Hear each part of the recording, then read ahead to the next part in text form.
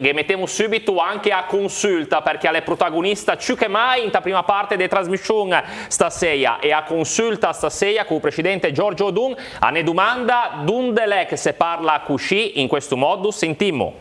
A voi cantera terra ad estende bricche costiere lonzi d'armò dando a stenti campovano i veggi di mei veggi dalla fatica snoi fino all'ultimo show là usciurisce il safrano al mese d'ottobre. Là io ascolto le parole dolci dell'amore al fine. Là io incontro la gente del bosco, del pro, del campo, per brugioia da su, pasci miseroi, la mangrezza in gruppi, due travagli di una vita. Donde siamo a Lua, a Levante o a Ponente? Sciumà o Scimonti? Giorgio Odone, buonasera intanto. Buonasera. Grazie di essere qui perché stasera ti ne parli di un'esperienza straordinaria che portò Usenese a Vilnius, giusto? Sì, assolutamente. Poi ne parliamo da chi un po', però stasera a parlare che te ne mandi tutte le settimane a in riferimento a un più forte perché anche Mike l'ha intervistato Nomo con un mesmo, con la regalò a Vuja questo contributo proprio da quello paese lì che non svelemmo, giusto? Assolutamente, aspettiamo a dirlo. Vilnius, intanto magari tanti degnati non sanno manco dove segge. In Lituania. Ben distante. Perché ti hanno detto a Vilnius? Cosa è che entra a Vilnius cusenese? E che entrò, che l'abbiamo fatto entrare perché non doveva entrare, perché alle a 25esima settimana della lingua italiana nel mondo, quindi non entrava niente con usenese, con le nostre parlate. Però un professore che mostra l'italiano lì a Vilnius, un Macciamò, e mi ha detto se poi vanno lì. Mi ho detto ma lì si parla di italiano e basta. Mi ha detto guarda abbiamo la fortuna di avere anche il presidente dell'Accademia della Crusca. Ah, proprio lei ti puoi immaginarlo.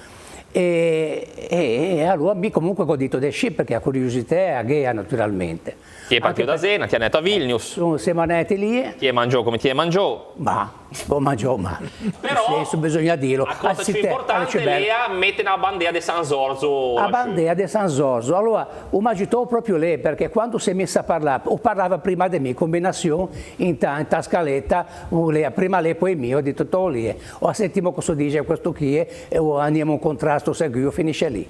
Invece no.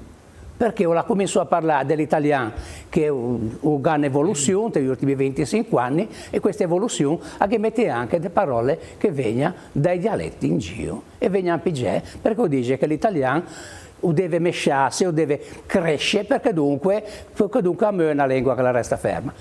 E allora cominciò a parlare di parole che sortano fuori, le sortì fuori a Mugugno, e mi ha detto se si interessa dei dialetti, io ho detto insegno dialettologia. Tolì io mi ha detto la sbrio, ho detto che siamo.